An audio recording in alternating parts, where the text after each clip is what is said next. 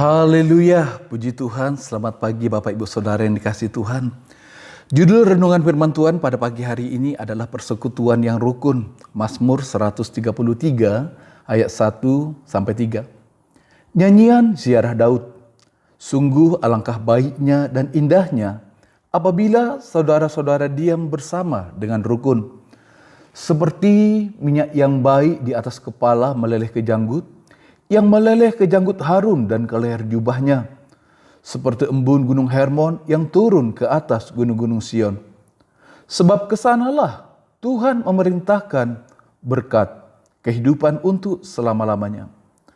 Saudaraku, kekristenan itu berbicara tentang hubungan dengan Allah dan juga hubungan dengan sesama manusia. Sebab kita tidak dapat mengekspresikan iman percaya kita tanpa memiliki keintiman dengan Tuhan dan keharmonisan dengan sesama. Di sini dikatakan alangkah baiknya.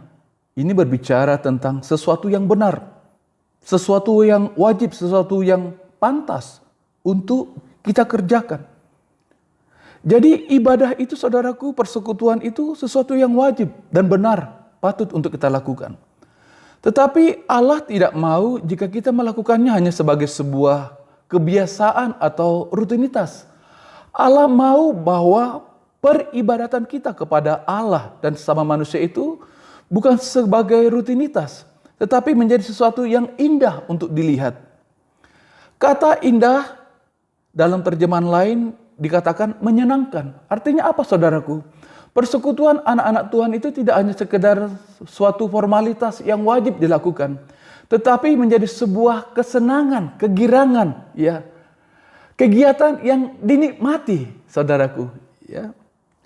Dan itu semua bisa terjadi jika dikatakan bahwa anak-anak Tuhan itu diam dengan rukun, ya. Mereka rukun, saudaraku. Ya, mereka sehati, sepikir gitu. Memang tidak mudah untuk membangun sebuah persekutuan yang rukun, saudaraku, ya. Tetapi bukan juga tidak mungkin. Apa yang harus kita lakukan agar pertemuan-pertemuan ibadah kita atau perkumpulan-perkumpulan kita menjadi sesuatu yang menyenangkan, saudaraku, ya?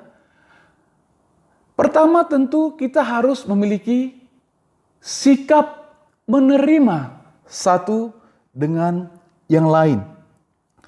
Di dalam Efesus 2 ayat 21 dikatakan di dalam Dia tumbuh seluruh bangunan rapi tersusun menjadi bait Allah yang kudus di dalam Tuhan. Di sini digambarkan perkumpulan anak-anak Tuhan itu sebagai sebuah bangunan. Sebagai sebuah bangunan berarti terdiri dari banyak macam material untuk mendirikannya. Mulai dari pasir, batu, tanah, kayu, besi, dan lain sebagainya. Artinya, saudaraku, bahwa perkumpulan anak Tuhan itu terdiri dari orang-orang yang memiliki begitu banyak ragam perbedaan. Mulai dari latar belakang kebudayaan, bahasa, pengalaman hidup, pendidikan, status sosial, dan lain sebagainya gitu. Jadi bagaimana semua perbedaan ini dapat kita harmonikan, saudaraku. Sehingga perbedaan itu tidak menjadi bahan gesekan yang menimbulkan pertikaian. Tetapi menjadi keragaman, saudaraku. Keindahan di dalam persekutuan itu sendiri. Allah menciptakan kita berbeda satu dengan yang lain. Allah menciptakan kita sangat khusus, saudaraku. Dan semua itu sangat berharga bagi Tuhan. Diciptakan secara khusus untuk dipakai secara khusus. Setiap orang akan dipakai dengan sangat berguna bagi Allah. Itu sebabnya kita harus menerima dan menghargai setiap anggota di dalam komunitas kita. Kita harus menerima perbedaan yang ada, menerima setiap orang. Sikap menolak perbedaan sama halnya sikap menolak rencana dan kedaulatan Allah. Untuk dapat menerima satu dengan yang lain bukan hal yang mudah, saudaraku. Kita harus memiliki kasih dan juga kerendahan hati, ya.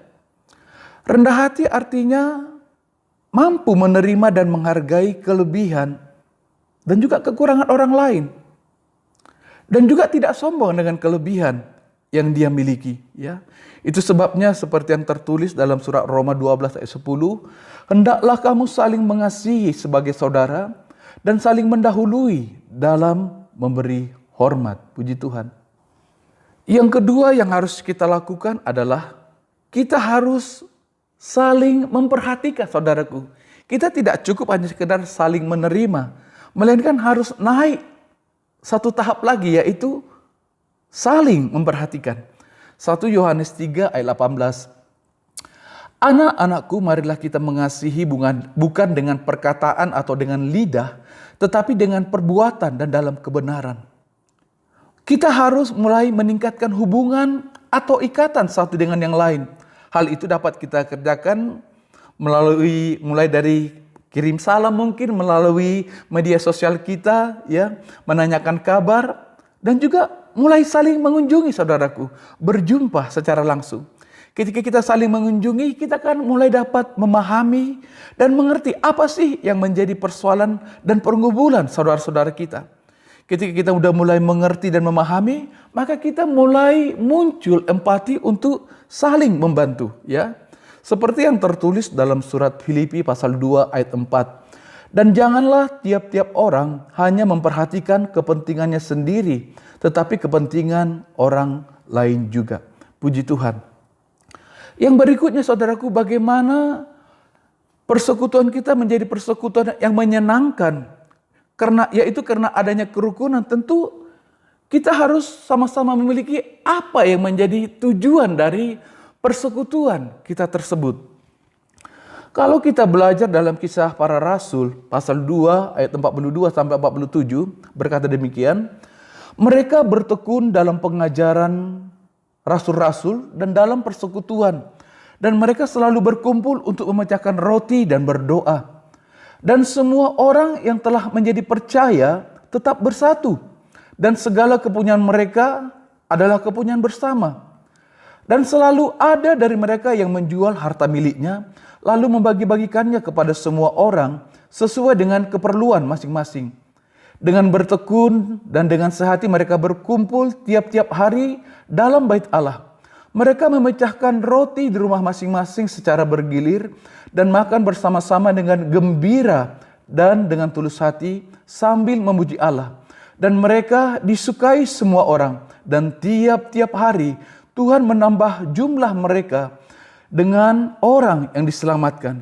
Jadi saudaraku, apa yang menjadi fokus dan tujuan dalam sebuah persekutuan adalah untuk bertumbuh dalam kerohanian, bertekun dalam pengajaran, bertekun dalam doa dan memuji Tuhan, mulai saling menolong dan memperhatikan satu dengan yang lain. Ya, mereka datang bukan untuk dilayani, melainkan untuk melayani atau untuk menjadi berkat.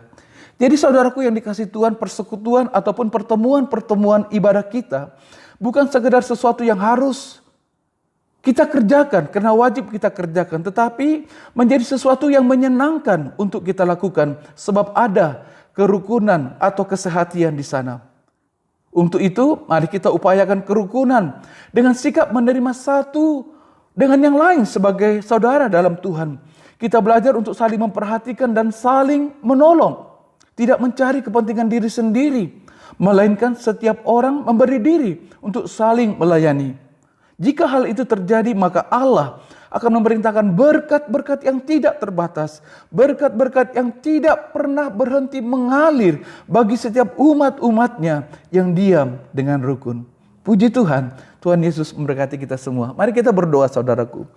Bapa, terima kasih buat firman-Mu. Ajarlah kami Tuhan menjadi pribadi yang dapat diam bersama dengan rukun, sehingga nama-Mu ditinggikan, dimuliakan. Bahkan berkat-Mu mengalir dengan melimpah bagi setiap kami umat-umat-Mu Tuhan.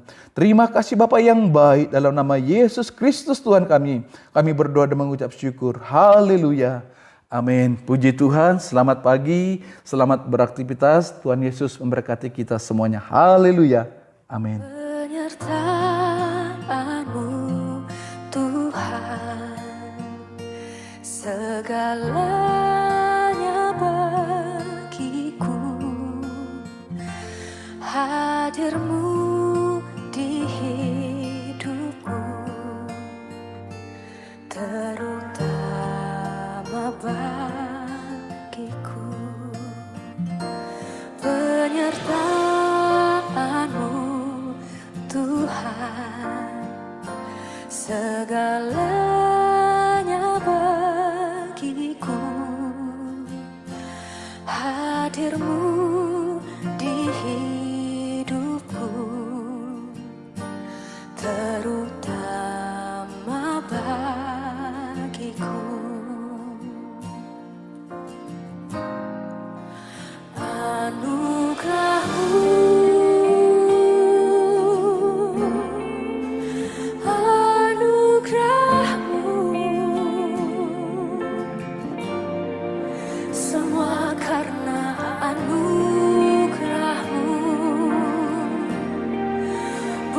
karena kekuatan